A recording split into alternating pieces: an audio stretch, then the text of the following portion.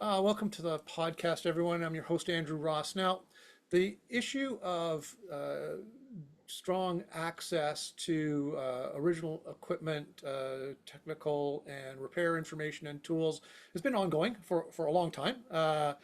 Certainly our friends south of the border have enjoyed access through various pieces of legislation and other agreements, going way back to the dawn of OBD2 or and that. But there were obviously early on there were issues with actually getting that to work in a practical standpoint, and so going back to those dark ages, the National Automotive Service Task Force was formed. So you had a nice place where the aftermarket and the OE service professionals could talk.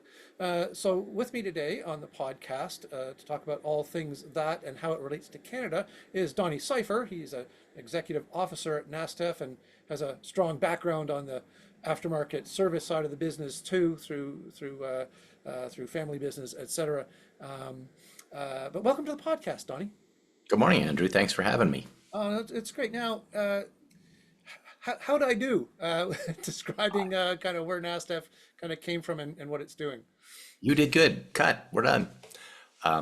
No, you did well. So I'll just add to that sort of the definitions of what we work with. So we've kind of got, to talk like a management coach. We kind of have three buckets that we operate in. So our mission is to identify and resolve gaps in service information, tool information, and training. The service information bucket is enormous because it's not just manuals and procedures. In some brands, that also includes information like parts information, because if you don't have a part number for something, you may not even be able to program that part. It includes the programming data that goes with replacements of modules. And it also includes vehicle security information, because as we all know, there are many services you can't complete without being able to interface and reinitialize an immobilizer in the service repair side. Or if you're a locksmith, people lose their keys and they lose their fobs, and somebody has to be able to make new ones and reintroduce them, because in your country, even more so than in ours, it can be quite a distance between dealers. Yeah, for sure. I know that we have some. I'm located. I say this as often as possible to remind people how happy I am to be in northeastern Ontario, in downtown Sudbury, Ontario, and we have some dealership networks that have left, some brands that have left, and so you've got a 300-kilometer or so trip to the next closest dealer for a brand, that's obviously can put a real knot in your shorts if you're trying to get something fixed, and especially if the vehicle's not mobile. That's a long trip on a flatbed, right? So Absolutely. When I think people are willing to go out and buy a car and make that trip once every few years, but making that trip every time a vehicle needs to be serviced or has anything high tech, it's not practical. And our side of the industry, the independent side, we service, depending on the brand, 70 to 80% of those vehicles, soup to nuts. It's not that we're just doing brakes or we're just doing this. It's complete, as we saw at that event that you and I attended just last weekend. There's some very high tech people in our industry, and they need to be supported with the information they need to do that work. yeah, I mean, you're referring obviously to the Automotive Aftermarket Retailers of Ontario event that coverage is upcoming, or maybe already out by the time you're listening to this. But certainly, a big component of that event was really top-notch technical training, and it's always a good reminder to, frankly, anybody in this industry, whatever level you're at, even if you're not on the service side, if you're on the distribution side, how complex it can be, and to understand and remind ourselves over and over again how impossible it could be if you don't have pieces of information that you need to understand what you're looking at, even if you have strong scan tools and all that. If you don't have the benchmarks of what you're supposed to be seeing for normal, I mean, you really can be stuck. Yeah, absolutely. So You've made NASTF has, obviously made a lot of inroads. They have good relationships with most of the OEMs, is my understanding, and a lot of sharing. But it's not always the case, is it? And my understanding that some are, more forthcoming with sharing information than others. Where are things at with that? Do we have certain certain brands that are not playing as well as others, and how does that kind of relate for our Canadian listeners? So we have in the US, I mean, I'll come back to the Canadian side because it's a little different. In the US, we have what I would call very good engagement from 88% of the brands we deal with, right? Which is a lot of brands. We have this little 12% area that for different reasons, and I will go into that, but for different reasons are not as collaborative or cooperative, or frankly, just don't get it done as the other brands who have a much more organized and robust way to deliver that whole service information suite. I mean, from the tool to the information to the support desk, there are brands like General Motors that have amazing support desks. They have all the things in place. They're struggling with their tool right now because they had to literally dump a tool that has been the go-to for everybody for over 2 decades because the cybersecurity aspects of it were no longer acceptable. And they knew they had to do that, and they had to come to market with a tool that wasn't really quite finished. And so, we've seen some of those issues pop up with the tool. So that's happening. But then we've got brands that, frankly, we've got really good relationships with 2 of the 4 brands that we have trouble with. And they simply, those 2 brands have got parent organizations that are not US or Canadian who just don't get it. Okay. And that makes for a lot of trouble because then you've got a retailer, which is where we'll go with Canada. You've got a retailer who's not a huge part of that company's business saying, we signed this agreement. Hello, it's called cases.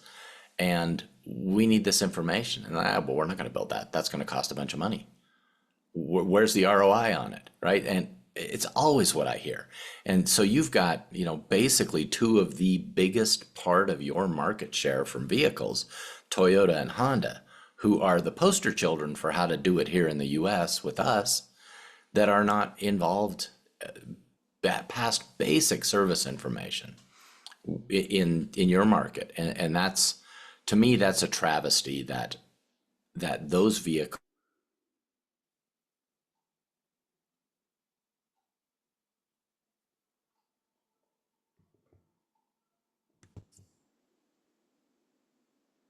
So you're saying it's a travesty, you have a really great relationship with these, Honda and Toyota in the US, but, something very different up here. Yeah, and we have conversations with them on a regular basis in Canada, and it just does not seem to move forward. And the thing I hear is, well, we have got to spend a lot of money on this, which I'm not sure that I agree with because they've already got an existing system in the US. And yes, there may be some vehicles that are somewhat different, but that's just catalogs and service information, right? To me. And I've got a little bit of experience in how their stuff works. So when we try to engage with the brands that are, fill in the blank of Canada, oftentimes that's the struggle we're up against is a lack of understanding. They're not aware of the CASIS agreement, which is fundamentally, for those who don't know, there's a Automotive Service Information Standards Agreement. NASTF has one. We signed it with automakers in 2008. CASIS brought theirs on, I believe it was 2012. You would probably know the date better than me. But nonetheless, Long road. So I think it sort of goes between between 2009 and 2012, depending on, in any case, it's been in place for more than a decade easily. So. yes, but it hasn't had a champion. And that to me has been the core problem with this. So, as you well know, I've been working with Canadian organizations since I started as the director of NASTF back in 2017. And the biggest struggle we've had is all the associations not working with each other. And so there's how it works, right? You can't get anything done if you don't work together. And there's all these things we agree on. We need this, we need this, we need this. It doesn't matter whether you're in BC or you're in Nova Scotia, you need those things. And so why don't we just get that done? And there are individuals and there are groups that are leaning on brands to become compliant with the agreement they signed. And the fundamental only difference between the NASTF agreement and the CASIS agreement is that the CASIS agreement sets security information outside of it. The core problem with that these days is the number of repairs that are requiring some sort of security information, reset, reinitialization. And if you don't have that, you're going to have to go to less savory methods of fixing the car. And frankly, slower in most cases, although some of the scan tools have done an amazing job of building out a routine to emulate or circumvent what the OE's process was to get that car fixed. The problem then comes, we got all of these cars being stolen in both countries. Right. Yeah, it's not, it's certainly fallen from the headlines recently, after some high profile, both government announcements here to kind of redouble their efforts to fight this. Frankly, everybody knew where most of those vehicles were going, and so they went down to the port and opened up the containers, and lo and behold, hundreds of vehicles, but anyway, that's a that's a whole other issue. But certainly, we've seen, and not just in Canada, although it's been blamed on, politically on, our current government that, they let car theft rise, but in the US it went up significantly too, and apparently in a lot of places in the world, it's just, I don't know, the criminals got smart. They figured out how to do this, and so they started just wholesale taking people's vehicles, and this has created, obviously it's an issue for those, insurers and everybody else who's having vehicles stolen, but from the service information side, it's created an issue that up here certainly has allowed some automakers, or they've used it as a wedge issue, right? To say, well, no, we can't give this information away because it's just going to make stealing vehicles much easier. And because, as you say, it's not included in cases, they're kind of getting away with it, right? Yeah, well, and what's really true is that couldn't be further from the truth. So let me give you a stark comparison. The SDRM, the Secure Data Release Model, which we have about 400 Canadian locksmiths and vehicle security professionals, so service technicians and locksmiths, those are really our two use cases. We have about 400 Canadians. We have 8,000 Americans in this program. 323,000 transactions in 2023, 5 cars were stolen. Right. If we applied that to vehicle security transactions at dealerships, which right now are 96% of the thefts, they're actually helping to steal because they're giving information out to people where they don't even know it. They just don't have a chain of command that's good on that. And it's not arguable, it's provable. Law enforcement has proven it. NASTF's got the numbers to prove it. So if we applied that same thing, the million cars in the United States should go down by over half. Because you can't get around the issue that people will leave their keys in their car. That's the number one way to steal a car, by the way.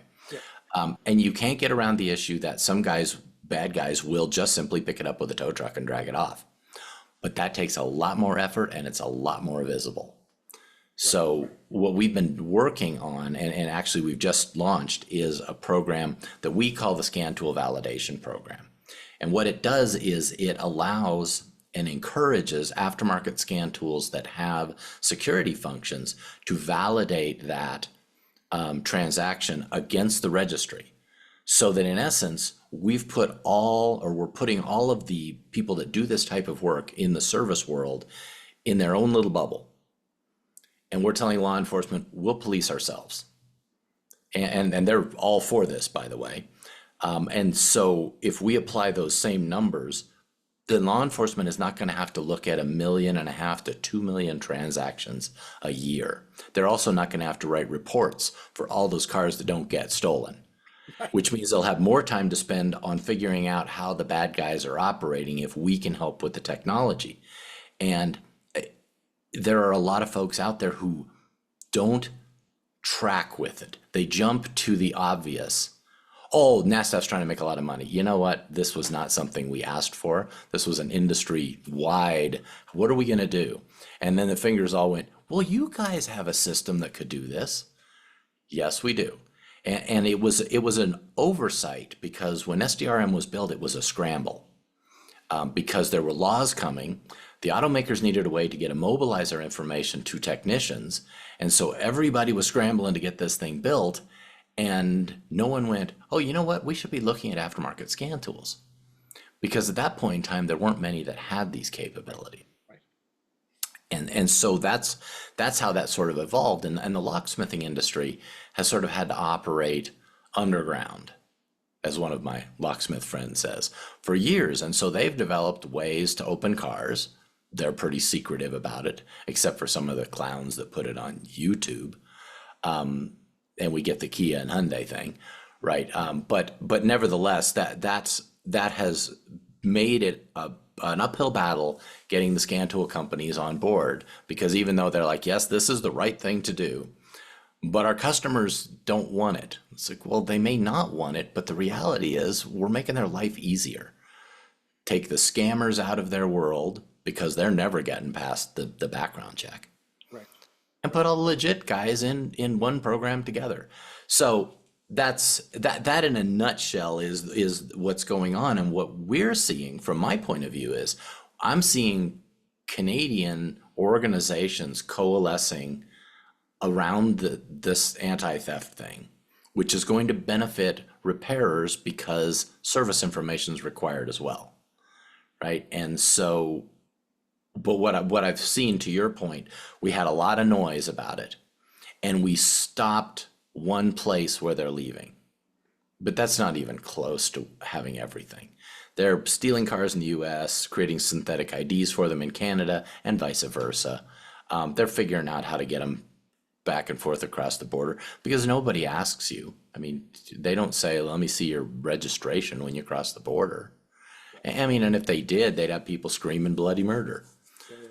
So if what we're working towards is to expand SDRM to Canada and have Canadians running it in partnership with us so that the two organizations can beat the bad guys at their game, right? The Canadians will know all their law enforcement people, we know all of ours, and we can work together with them, and we can help them to know that car moved from here to there because we see it, right? We've got some tools that we're building to make law enforcement have really rapid information that they need.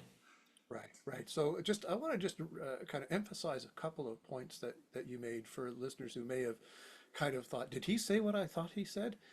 Just to be clear, that the aftermarket, the SDRM that the aftermarket uses is demonstrably more secure than what the dealer networks methods are now. Demonstrably more secure, less thefts, less chances of theft, less chances of being hacked by cybersecurity situations or people who just, dumb criminals who want to kind of game the system.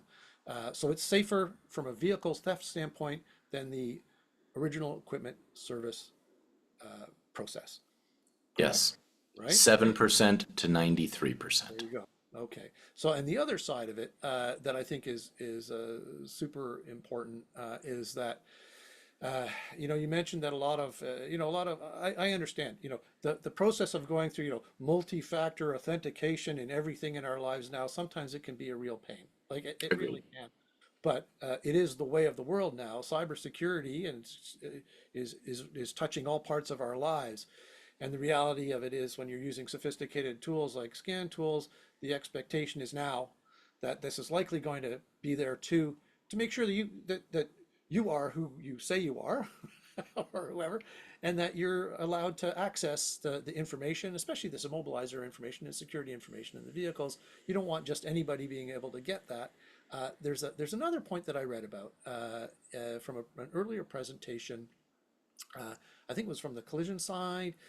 Memory serves that one of the disturbing downsides of not having this sort of secured authentication access is that a scan tool becomes something that that thieves would really want, and they'll go to a lot of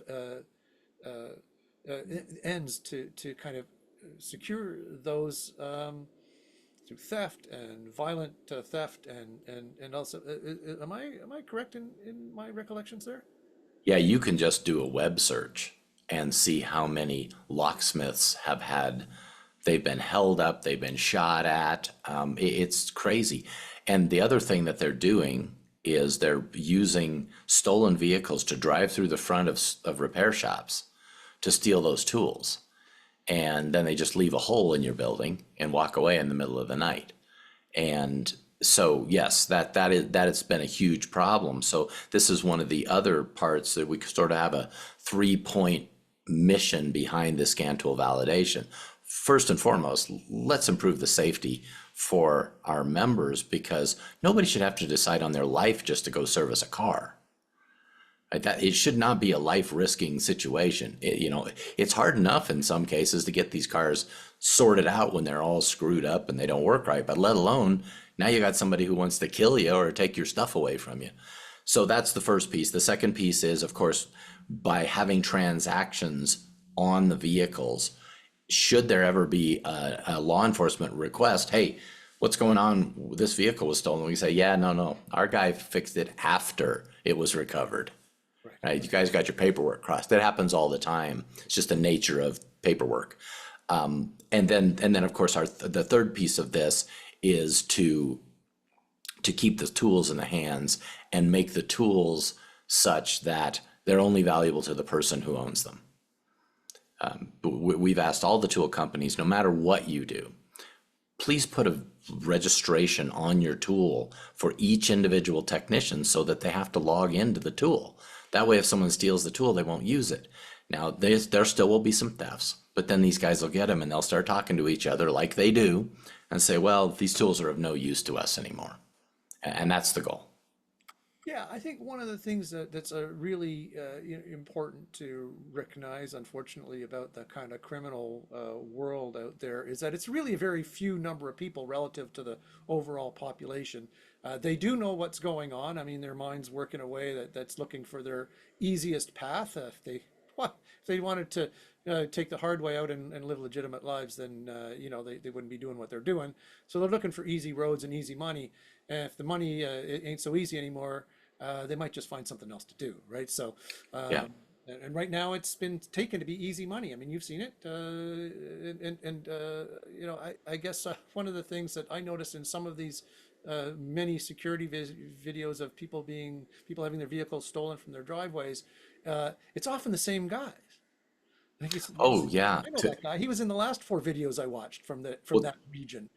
So there's these crews. They'll know. If they can't get access anymore, they're gonna probably find something else to do. And we can talk about law enforcement and how long these folks should spend in jail and whatnot. As Yeah, well, that's a whole another nother. topic over a beer at a or something. But keeping vehicles safe and keeping the legitimate members of the automotive service community, being able to service the vehicles, not and not be kind of held from doing that because of the actions of a few criminals is really important. I mean, people need to go to work, right? So Yeah.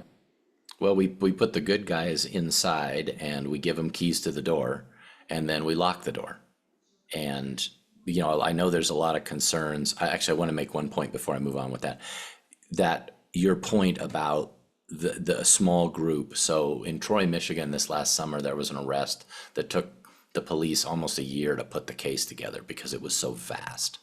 20 people did an estimated $35 million in property damage and car theft. And they were all kids. It was like their avocation at night to go out and steal these cars, and yeah, and then when I heard what they get for these cars, it's like nothing. Oh yeah, well I get like $5,000 for that $30,000, $50,000, $70,000 vehicle, right? And I get, and there's certain vehicles that are popular, but there are folks who are concerned that by having NASTF or SDRM have this stuff in a central location, that we're somehow tracking them. Right. Really, all we're doing is we're looking for, are you where you say you work? Because if somebody were to be sharing their information with somebody they may not know, which is how it usually happens, we'd be able to pick that up. But we do it transactionally. We're not sitting there watching where people are all the time. In fact, we tell VSPs, if you're going to go do a job somewhere outside of your normal area, just drop us a note and say, hey, I'm not going to be in Toronto this week. I'm going to be down in Niagara working down there because, yeah, the tourists lose their keys all the time. Right. Fine. In fact, Toronto to Niagara would not even get us excited. It would be Toronto to BC that would get us excited. Yeah. It's like, so how are you servicing cars that far away and you're in Toronto one day and later that day you're in BC? I don't think so. And well, we have, I'm using your cities as examples, but we have these things happen periodically where somebody just goes off the reservation. So, the first step is get them on the phone and say, so what the hell's going on? Right. And then the second step is, okay, if you can't play by the rules and you can't come up with a way that you're going to cooperate, then you can't be with the rest of the guys because they're doing their job. Right, right. It's interesting because as we talk about kind of the reluctance to sort of engage through the secure, frankly, in every part of our lives. I mean, everything's got multi-factor authentication now, and even in Ontario with a new inspection regime that's rolling out. Not only does the shop have to be certified to do the inspections, but the individual technicians also have to be certified to do the inspections, and they have to be doing the inspections for a shop at the shop that they're allowed to do the shop at, and they can do it at Correct. multiple shops. They're not restricted from that. They, if you're a specialist and you work for 4 or 5 different shops, no problem. But you Right. have to be at those shops, and you have to be allowed to be certified to work at those shops, and you have to log in. You just have to do it. And so, I guess for those who are reluctant, I'll just be like, to just get over it. It's my message. Because, getting into your banking information or doing anything you want to do these days, you just have to kind of accept the fact that this is the stuff that's going to keep your data safe and keep your identity safe and keep your business, your profession, and your earning power safe. Not to mention, make sure your customers' vehicles stay safe too, right? So, I mean, Yeah. You don't want to lose a customer over a car being stolen when it wasn't even your fault. yeah, Right. That's what's bad. We have scenarios where people are buying key codes from companies that are not the automakers because they're the only legitimate source for that stuff. They buy them, and then that keys these folks to know exactly where that car is because they pretend they're us, right, and they ask for the customer's information. Well, now they know that car's in play. They go steal it. So you helped steal the car without even knowing you were doing it because you were using somebody who's, not legit. yeah, So yeah, and I think about this. If you're going to build a mousetrap, there's only so many ways you can trap the mouse. And it's the same thing with what we're doing here. There's only so many ways you can do it.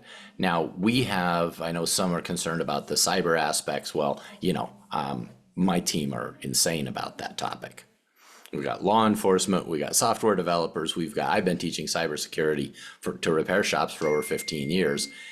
And we don't have all of our information in one place. You have to know there's 4 different places you have to go. You have to have an encryption key for every single one of those pieces to put it all back together. And the directions on how to do that are not built into the code of SDRM. So therefore, you could hack us, but what are you going to do with it? right, And you'd never be able to put together somebody's PII, personally identifiable information. And that was by design. When we redesigned this thing in 17 and 18, I told them I want this so broken up and so decentralized from a data point of view that there's not a database that says Andrew serviced this VIN number on this date at this location. None of that's there. Right, right, right. So, I mean, it's a complex issue, but it's also, it seems very straightforward in some respects. I mean, we can sort of get into the weeds about all of the other stuff, and I apologize for having done that with Oh, some that's people okay. also. But, um, you know, what's your recommendation for, Canadian service professionals in regard to, I mean, accessing the information overall, but also, I mean, this critically important SDRM information issue? Well, we are actively working with people in Canada to get this thing expanded. We also need to change the background check a little bit for Canadians because we can get a police check there, which is not something we have in the U.S. It's something we do in Australia. We built the system that the Australians use called ASRA. And so there are things we can do that I think will make it more streamlined for Canadians, and definitely more streamlined for the whoever is doing the registry management job, the job of doing the screening and the backgrounds and all that. But I think now more than ever, being involved with an association is really important. Being a member of NASTF, that's free, that's great, but you need to be involved with a grassroots organization. And those grassroots organizations need to hear the message loud and clear. You are not competitors with each other. An association in Saskatchewan is not competing with an association in Toronto. Their members are different, even their issues are different. But their core issue of we want to run better shops. So to me, that this whole thing where we've kind of gotten to where people don't join anything anymore, that is how you get sliced and diced and marginalized. And we've seen it. I mean, here we are. Here we are. Yeah, here we are. Having, the divide and conquer, and in some regards, the aftermarket service community has divided itself, right? Yep. And that makes it very easy for, admittedly, the much better funded original equipment service kind of aspects of the business to kind of get their way either through action or, as we discussed earlier on in the podcast, just inaction and saying, well, we're just not going to do it. You Yeah. know, And and we say, well, representation. yeah, you should, and they're like, well, we say no, and then what, Yeah. you don't really have an What are you gonna do anvil hanging about over that? your head, right? Right? You Yeah. know, so it's not really funny, but it is kind of. It's like this is just it's easy to get to just a staring contest when one side doesn't really have a hammer to to even on a PR standpoint to make like a national argument, because everybody's working in their own little spaces and doing good work, certainly, I think often in their and defending and working for their own local and jurisdictions.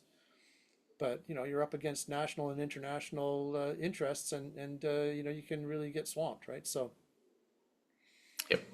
yeah, so I guess that's the message for everybody, right? Is get involved with it.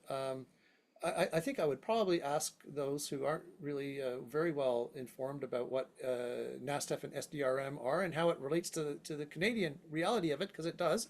To go to nastf.org, and we'll put this in the show notes too, and and learn more about it and see how it fits, and talk to if you're a member of an association, talk to your association about what they know about it. Talk to other shops in your area and say, hey, look, what do you know about it? It is an incredibly important issue. It doesn't override the right to repair moves that we're seeing, but it is there now. It's a pragmatic solutions to getting the information, but there's this kind of work to do, right?